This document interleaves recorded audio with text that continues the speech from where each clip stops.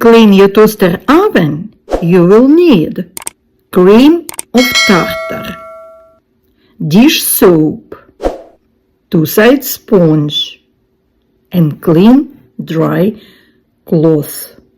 Unplug the toaster and wait until it's cool and you can start cleaning it. Make a paste of cream of tartar and water. This will be safe for the exterior, glass door, and interior, including trays, rags, and crumb tray. Start cleaning with removing rags, trays, and crumb tray.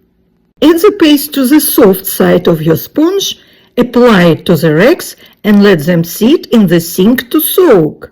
Line sink bottom with tin foil to avoid tough mess. Use soft side of the sponge to apply the paste all over inside the oven. Then scrub the interior with stiff side of the sponge to remove burn stains. Don't use scoring pads since they may scratch your oven.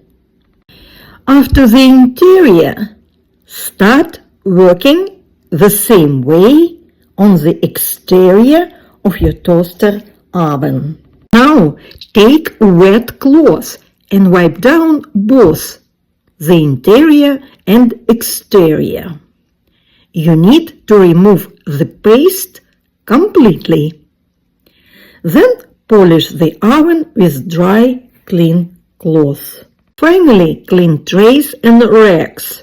Apply the paste and scrub with stiff side of sponge. Wipe down with wet rag. Then polish and dry with cloth. Put the whole thing back together. I usually cover the tray with tin foil to escape big mess and cleaning issues in future.